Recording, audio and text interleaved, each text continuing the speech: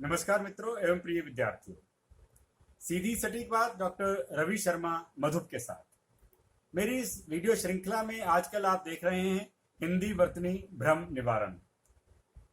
तीसरे भाग में मैंने बताया था कि हिंदी की वर्णमाला में स्वरों को लेकर के कुछ विशेष स्थितियां हैं, 12 खड़ी क्या है और स्वरों का विशेष प्रयोग कहाँ कहाँ कैसे कैसे होता है, इस पर मैंने चर्चा पिछली बार की थी।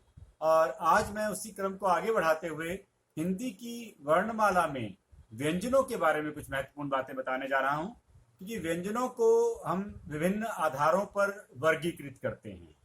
उच्चारण के आधार पर जब हम व्यंजनों का वर्गीकरण करते हैं तब हम किन किन वर्गों में इनको बांटते हैं और इनका उच्चारण कैसे करना है और किस व्यंजन के उच्चारण में ज़्यादा परेशानी होती है, मैं उन पर विशेष ध्यान आपका आकर्षित करूंगा।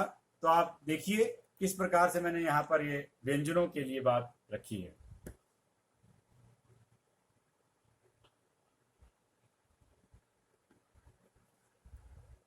तो आप देख सकते हैं उच्चारण स्थान के आधार पर व्यंजनों का वर्गीकरण। तो उच्चारण में किस तरह की वैज्ञानिकता हमारे पूर्वजों ने इस वर्णमाला को बनाते समय बनाई थी, ऐसी वैज्ञानिकता विश्व की किसी भी अन्य भाषा में दुर्लभ ही कही जा सकती है। तो यहां ध्यान दीजिए, कवर्ग, चवर्ग, टवर्ग, तवर्ग और पवर्ग, इस पर हम बात कर चुके हैं। ये 25 स्पर्श व्यंजन कहलाते हैं और इनमें जब भी हमारे मुख से वायु निकलती है तो किसी न किसी उच्चारण अवयव से टकरा करके निकलती है। वे उच्चारण अवयव कौन से हैं? कंठ, तालु, मूर्धा, दंत, ओष्ठ। तो इसी प्रकार आप देखें कि किस तरह से हमारे पूर्वजों ने एक प्रकार के उच्चारण स्थान से उच्चरित होने वाले इन 5 व्यंजनों को एक वर्ग में कंठे में रखा और इसको हम कवर्ग कहते हैं, क वर्ग। इसमें आप देखिए इन सभी का उच्चारण कंठ से होता है। कंठ कहाँ है? कंठ हमारे गले के नीचे हिस्सा, जहां आखिरी गर्दन का निचला हिस्सा होता है, वहां हमारा कंठ होता है। तो इन सारी ध्वनियों का उच्चारण स्थान कंठ है। इसके अतिरिक्त एक अन्य ध्वनियां भी हम बात करेंगे, अंतस्थ और ऊष्म व्यंजनों की। वे उनका भी उच्चारण स्थान महत्वपूर्ण है, ये भी आपको याद रखना है, समझना है। लेकिन स्पर्श व्यंजनों का ये 5 5 25 का जो वर्ग है, सबसे पहले मैं आपका ध्यान इस ओर दिलाना चाहूंगा। उसके बाद अंतस्थ और ऊष्म और अन्य व्यंजनों की बात करेंगे। तो ये 5 है, क, ख, ग, घ, न। दूसरा वर्ग है च वर्ग। च वर्ग में ध्यान दीजिए, इनका उच्चारण स्थान है तालु। तालु जो है ये कंठ से थोड़ा ऊंचा ऊपर होता है, जिसको यहाँ पे हम घुंडी की तरह से देखते हैं अपने गले में, तो वहां पे तालु होता है और वहां से इनका उच्चारण होता है च वर्ग के 5 व्यंजनों का। च, छ, ज, झ, ञ। आप इनका उच्चारण करके देखेंगे मन ही मन, तब आप पाएंगे कि एक ही स्थान से सभी उच्चरित हो रहे हैं। तीसरा वर्ग ट वर्ग।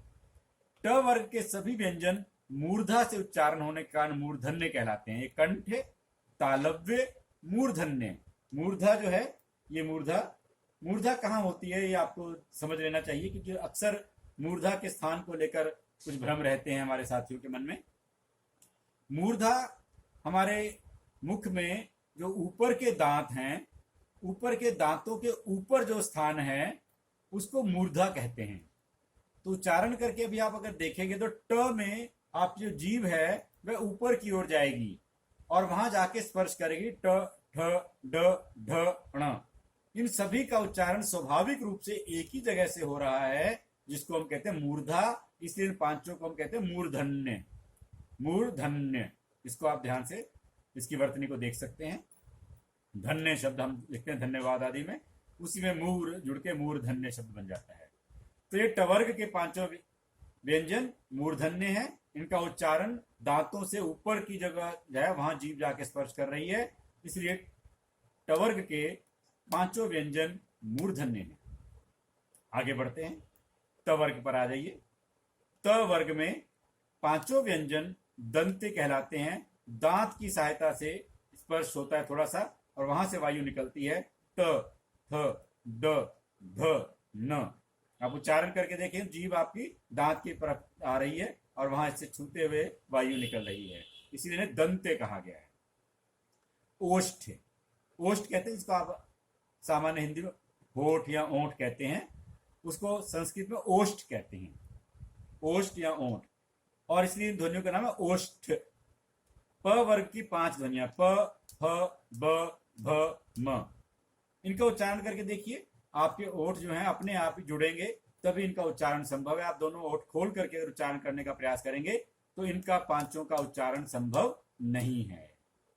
तो इस प्रकार ये जो हमारी वर्तनी में जो उच्चारण स्थान के आधार पर व्यंजनों का वर्गीकरण है, यह वास्तव में कंठ से ओष्ठ तक की यात्रा है। और हमारा पूरे का पूरा जो उच्चारण तंत्र है वह कंठ से ओष्ठ तक ही है। ये सारा मुख के अंदर का हिस्सा है, चित्र आदि के द्वारा आप देख सकते हैं इसको। और इसमें कंठ सबसे अंत में या नीचे कह सकते हैं, और ओष्ठ सबसे बाहरी रूप कहा जा सकता है। तो कंठ से तालु, तालु से मूर्धा, मूर्धा से दंत, दंत से ओष्ठ। ये वर्गीकरण कितना वैज्ञानिक है, आप इसको देख करके अनुमान लगा सकते हैं कि संस्कृत हमारी देव भाषा, उसकी लिपि देवनागरी कितनी वैज्ञानिक, कितनी अनुशासित, कितनी नियम के अनुसार बनाई गई है। हिंदी में भी हमने इसको ज्यों का त्यों अपना लिया है। अब मैं आपको आगे लेके चलूंगा थोड़ी बारीक बातों की ओर। इसके बाद मैंने बताया था 4 हमारे व्यंजन अंतस्थ हैं, य, र, ल, व। इनको अंतस्थ क्यों कहते हैं? अंतस्थ इसलिए कहते हैं, अंतः स्थित, अंतः भीतर स्थित, अर्थात इनमें जब वायु मुख से निकलती है तो बहुत कम निकलती है, और इसलिए ऐसा लगता है जैसे स्वरों के जैसे लगते हैं। इसमें य और व को तो अर्ध स्वर भी कहा जाता है, य और व को अर्ध स्वर भी कहा जाता है। कुछ स्वर है, कुछ व्यंजन है, और इसलिए दोनों के बीच में स्थित हैं, इसलिए इन्हें अंतस्थ कहते हैं। इसके पश्चात 4 हमारे व्यंजन ऊष्म हैं। ऊष्म, ऊष्मा उसी से बनता है, गर्मी। तो इन व्यंजनों के उच्चारण में जो वायु है वह संघर्ष करके, घर्षण करके निकलने के कारण ऊष्मा उत्पन्न करती है। इसलिए श, श, स, ह, इन 4 को ऊष्म व्यंजन कहा गया है।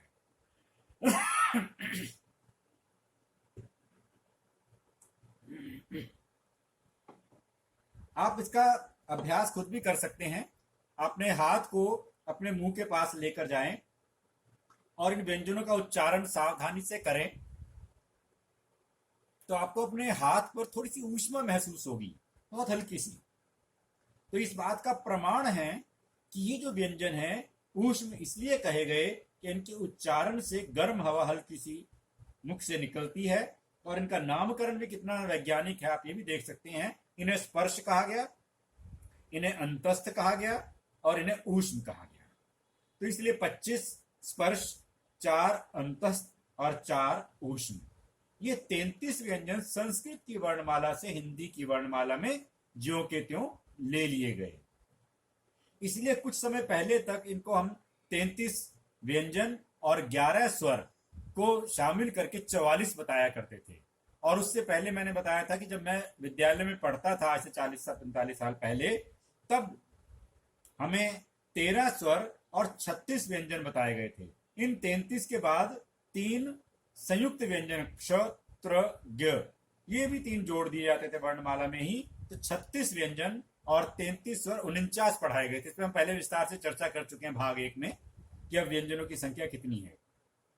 तो इस समय आप देख सकते हैं कि ये जो 33 व्यंजन है, मैंने बताया था कि 35 हो गए हैं। तो 35 में 2 दूसरे कौन से जुड़े? ये 2 थे ड और ढ।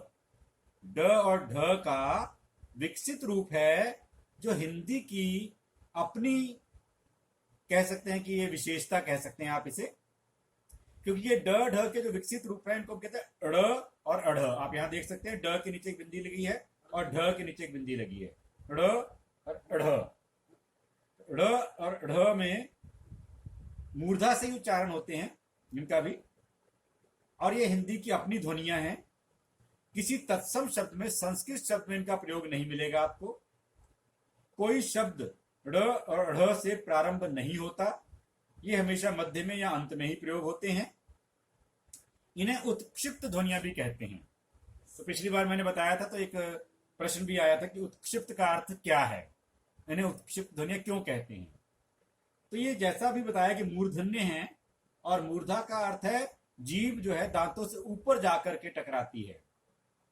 तो ड और ड़, इनके उच्चारण को आप अगर सावधानी से करके देखेंगे तो ये ऐसा लगता है फेंका हुआ, झटके से निकला हुआ। उत्क्षिप्त का मतलब होता है फेंका हुआ, झटके से। तो ये ड़ ढ़ एकदम झटके से निकलते हैं ध्वनि ये, और इसलिए इनको उत्क्षिप्त नाम दिया गया है। ये ड और ढ का ही विकसित रूप है और हिंदी की अपनी ध्वनियां हैं। तो इसको लेकर के आप ध्यान दीजिएगा। हिंदी में अब इस बिंदी के बारे में बात करेंगे एक दिन, हिंदी में बिंदी।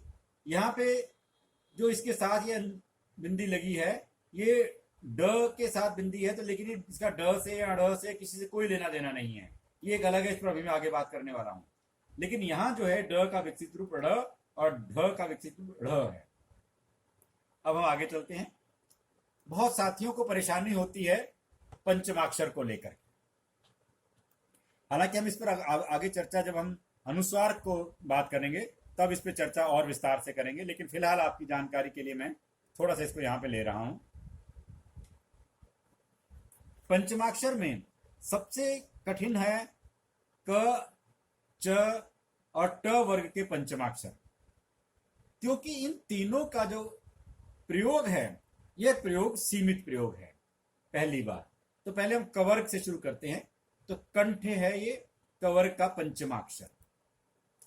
इसका उच्चारण विद्यार्थियों को ही नहीं, बड़े बड़े विद्वानों को, बड़े बड़े अध्यापक आदियों को भी परेशानी में डाल देता है। प्रायः मुझसे पूछा जाता है कि इसका उच्चारण क्या है। कई बार इसको अशुद्ध उच्चारण करते हुए हमारे साथी देखे गए हैं। वो इसको कै ख गै घै ढै, कै ख गै घै अंगा, इस तरह से भी कुछ साथी उच्चारण करते हैं, जो कि बहुत ही अशुद्ध होने के साथ साथ चुभता भी है, अखरता भी है, क्योंकि हिंदी बहुत वैज्ञानिक भाषा है, बहुत सुरीली भाषा है। क, ख, ग, घ, ङ। ध्यान दीजिए, इन सब से शब्द शुरू होते हैं। हम बच्चे को कायदा पढ़ाते हैं पहली कक्षा में, क से कबूतर, ख से खरगोश, ग से गमला, घ से घड़ी। यहां आकर के हम अटक जाते हैं। क्यों? क्योंकि इससे कोई शब्द प्रारंभ ही नहीं हो रहा। जब कोई शब्द प्रारंभ नहीं हो रहा तो हम किस शब्द को इससे जोड़ के बताएं? तो इसलिए हम कहते हैं इंगा खाली। तो इंगा खाली, इंगा खाली, इंगड़ा खाली, अड़ा खाली, ऐसे कुछ कुछ इसका उच्चारण अशुद्ध कर देते हैं। वास्तव में इसका स्वतंत्र उच्चारण बहुत कठिन है। क्यों? क्योंकि इसका स्वतंत्र प्रयोग होता ही नहीं है। जब भी इसका प्रयोग हो, इसके बारे में 3 बातें आप नोट कर लें। पहली बात, कवर्ग के पंचमाक्षर का स्वतंत्र प्रयोग कहीं नहीं होता, किसी शब्द में प्रारंभ में नहीं होता, किसी शब्द में अंत में नहीं होता, किसी शब्द में स्वर युक्त नहीं होता। ये कवर्ग का पंचमाक्षर जब भी आता है अपने वर्ग के शेष 4 व्यंजनों के साथ जुड़ करके ही आता है, अर्थात इसके बाद इनमें से कोई एक आ रहा होगा। जैसे पंक, अंक, पंख, अंग, कंगन, कंघा, इन सब में क, ख, ग, घ में से कोई ना कोई एक आगे आ रहा होगा, तभी इसका प्रयोग होता है, और वह भी स्वर रहित होता है। मैं अभी इस पे आगे नीचे बात आपसे करने वाला हूं, ध्यान दीजिए। कैसे इसका उच्चारण सिखाएं? प, क, पक, पंक। पक और पंक के बीच में जो ध्वनि आ रही है वही है कवर्ग के इस पंचमाक्षर की ध्वनि, और ये स्वर रहित है। यहां पर ध्यान दीजिएगा, इसका जो परंपरागत रूप है उसमें हम इसके अंदर इसको मिला करके लिखते थे संस्कृत में, तब ये दिखाई देता था, उसके नीचे यहां पे क लिखा होता था। हिंदी में हमने इसको अनुस्वार में बदल दिया क्योंकि ये स्वर रहित है। तो स्वर रहित होने पर ये पंचमाक्षर अपने से पहले व्यंजन के ऊपर बिंदु के रूप में लगता है। जब मैं अनुस्वार पर चर्चा करूंगा तो फिर से इन बातों को विशेष रूप से समझाऊंगा। अभी केवल उच्चारण पर मैं ध्यान दिला रहा हूं। पक, पंक, रग, रंग, जग, जंग, पंख, कंघा, जंगल, कंगन, जंघा, इस तरह के अनेक शब्द हैं जिनमें ये पंचमाक्षर का प्रयोग हो रहा है। ध्यान दीजिए, यहां पे क आया, यहां ग आया, यहां भी ग है, यहां ख है, यहां घ है, यहां ग है। तो जब भी अनुस्वार के बाद इनमें से 4 में से कोई भी आए तो ये ध्वनि जो है पंचमाक्षर की आएगी बीच में। बहुत वैज्ञानिक है, स्वाभाविक रूप से आप इसका उच्चारण इसी रूप में करेंगे, आप चाहकर भी इसका कोई अन्य उच्चारण नहीं कर सकते। तो ये था कवर्ग का पंचमाक्षर। बहुत ही शर्मीला है, केवल अपने ही वर्ग के शेष 4 व्यंजनों के साथ जुड़ता है, किसी अन्य वर्ग के साथ नहीं जुड़ता है, और ये आत्मनिर्भर नहीं है, ये हमेशा दूसरों पर निर्भर है, दूसरे के कंधे पर सवार होकर ही आगे बढ़ता है। इसलिए आप इसको अलग से समझ लें। यही स्थिति तालु वाले के साथ है। तालु, तालव्य, चवर्ग, चवर्ग का पंचमाक्षर, वही सारी बातें यहां भी लागू होती है। पहली बात, चवर्ग का पंचमाक्षर कभी भी स्वतंत्र किसी शब्द में प्रयोग नहीं होता, ना शब्द के प्रारंभ में आता है, ना शब्द के अंत में आता है, शब्द के मध्य में आता है। यह भी कवर्ग के पंचमाक्षर की भांति अपने ही वर्ग के शेष 4 व्यंजनों के साथ जुड़ करके आता है। इसका उच्चारण भी समझाने के लिए मैं आपको उदाहरण देकर के समझाऊंगा, अन्यथा इसका उच्चारण भी थोड़ा सा कठिन लगता है। ध्यान दीजिए इधर, प च पच, पंच। पच और पंच के बीच में जो ध्वनि आ रही है, प और च के बीच में, वही चवर्ग के पंचमाक्षर की, स्वर रहित पंचमाक्षर की ध्वनि है।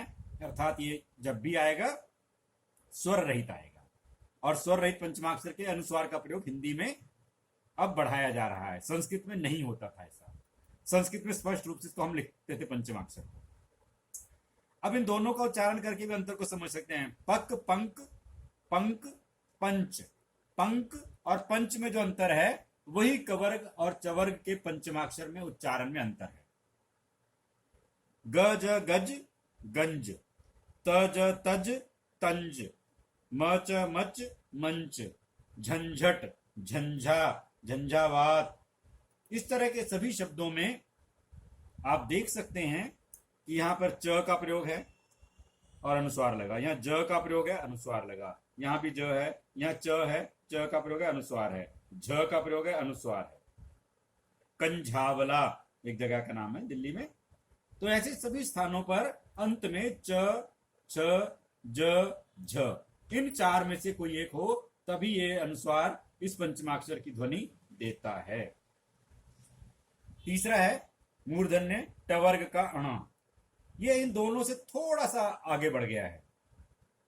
अणा का प्रयोग किसी शब्द के प्रारंभ में नहीं होता, कोई शब्द इससे प्रारंभ नहीं होता हिंदी में, लेकिन यह अंत में स्वतंत्र रूप से स्वर युक्त रूप में प्रयोग होता है। जैसे कण, प्राण, बाण, इन सब में इसका स्वतंत्र प्रयोग अंत में आप देखते हैं।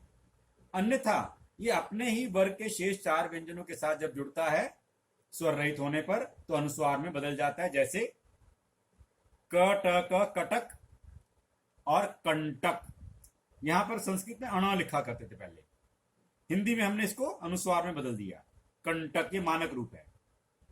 क, ठ, कठ, कठफोड़वा, यहां बन गया कंठ, खंड, पंडा, घटी, घंटी।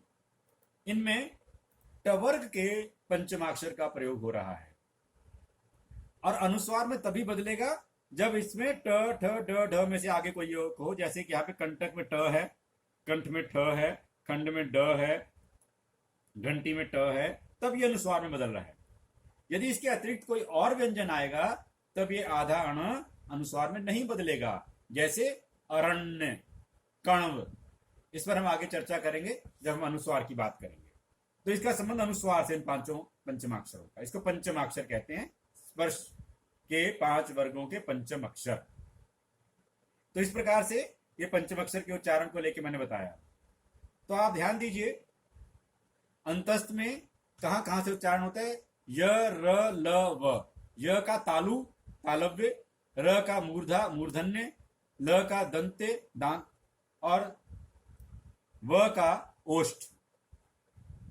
तो ये इनके चारों के उच्चारण स्थान हैं। अब आ जाइए श, श, स। इसके उच्चारण में भी बहुत भ्रम होता है, मैं अभी अलग से चर्चा करूंगा, पहले इनका उच्चारण स्थान देख लीजिए। श, इसका उच्चारण स्थान तालु है, इसलिए तो तालव्य श कहते हैं। श, इसका उच्चारण स्थान मूर्धा है, इसके लिए मूर्धन्य श कहते हैं। और ये स, इसका उच्चारण साथ दंत है, इसलिए तो दंते स कहते हैं। और ह, श, श, स, ह, ये चारों के चारों ऊष्म व्यंजन है। ह का उच्चारण स्थान कंठ होने से इसको कंठे कहते हैं। ये बात भी आपको स्मरण करनी है, ध्यान रखनी है कि ऊष्म व्यंजनों का उच्चारण स्थान किस प्रकार से वर्गीकृत हुआ है। अब मैं आपको लेके आ रहा हूं श, श, स के उच्चारण को लेकर बहुत परेशानी होती है कई मित्रों को, और कुछ प्रदेशों में तो इसके उच्चारण को लेकर के कुछ परंपरा ही ऐसी है कि वे शुद्ध उच्चारण इसका नहीं कर पाते हैं।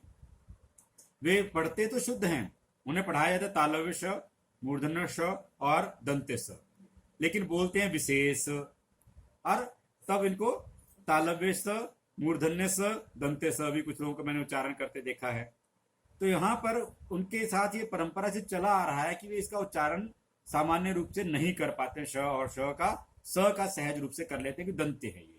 ये दोनों तालु और मूर्धा से उच्चरित होने के कारण थोड़ी कठिनाई होती है, लेकिन सजग होकर प्रयास करने पर मैंने पाया कि वे इसका उच्चारण कर पाते हैं।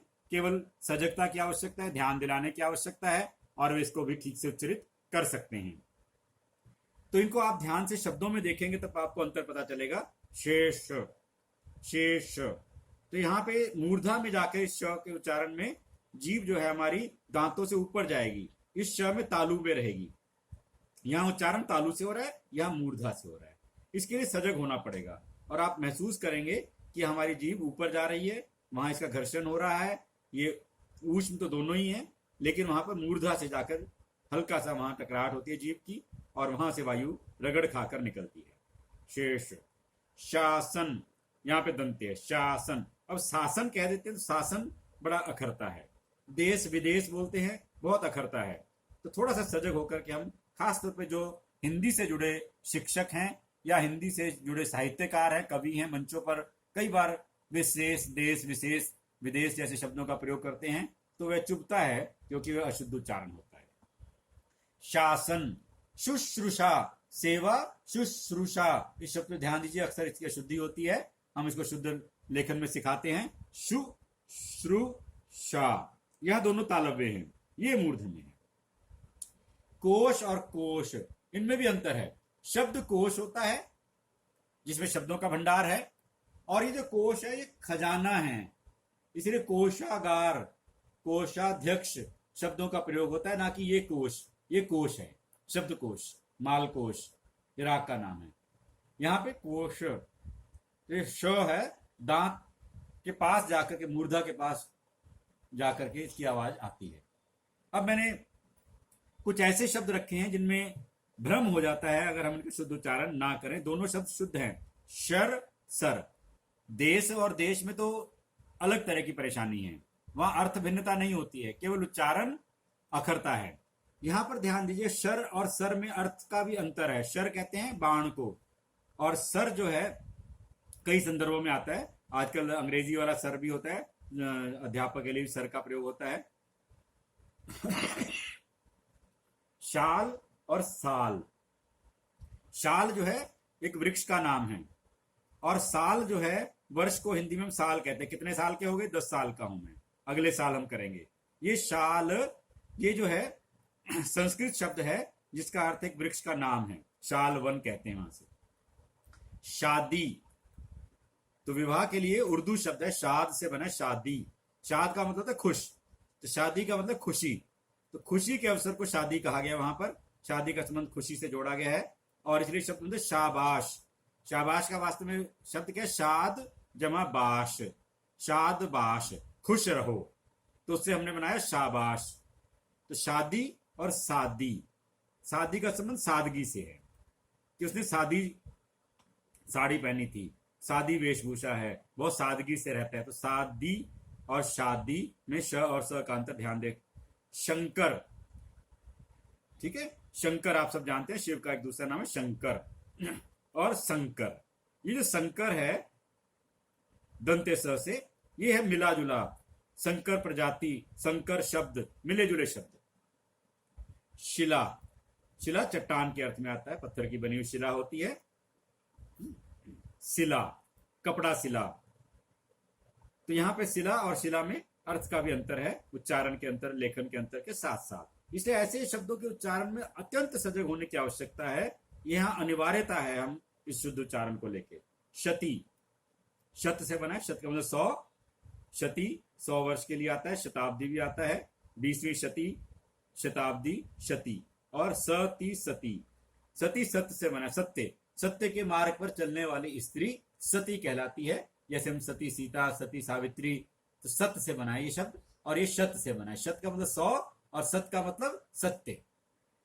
शूर, शूर जो है वीरता के साथ है, शौर्य से बना है, पराक्रम से बना है, इसलिए शूरवीर शब्द का हम प्रयोग करते हैं। और सूर, सूर जो है सूरदास हम जानते हैं, बहुत बड़े कवि हुए हैं, हिंदी के महाकवि भी उन्हें कहा जाता है सूर। तो उच्चारण शूर किया सूर कर दें, सूर किया शूर कर देंगे तो अर्थ का अनर्थ हो जाएगा। पाश, पाश का मतलब बंधन, और पास, पास का मतलब निकट। तो इस तरह पाश और पास में भी तालव्य और दंत्य स का अंतर आप देख सकते हैं। तो मित्रों, इस प्रकार कुछ व्यंजनों के उच्चारण में अत्यंत सतर्क होने की आवश्यकता है, और उनका शुद्ध उच्चारण ना करने पर वे हमें अखरते हैं। और विशेष तौर पे जब कभी हम किसी कार्यशाला में बोल रहे हों, किसी साहित्यिक मंच पे अपनी बात रख रहे हों, तो वहां इनका शुद्ध उच्चारण अनिवार्य हो जाता है। और शेष अवसरों पर भी ये आवश्यक तो है ही, क्योंकि हिंदी में जैसा बोलते हैं वैसा लिखते हैं। यदि हम देश विदेश लिख देंगे तो उसका कारण यही कि हम देश विदेश बोल रहे हैं। तो इससे बचने के लिए आवश्यक है कि हम सजग होकर इन शब्दों का उच्चारण करें, और ये सब आप कर सकते हैं, ऐसा मेरा विश्वास है। और प्रादेशिक प्रभाव रहते हैं, लेकिन उन्हें सजग प्रयास से दूर किया जा सकता है। तो मित्रों, आज की इस वीडियो को मैं यहीं समाप्त करता हूं। अगली वीडियो में कुछ और बिंदु लेकर के मैं आपके साथ आऊंगा। तब तक देखते रहिए सीधी सटीक बात डॉक्टर रवि शर्मा मधुप के साथ। नमस्कार।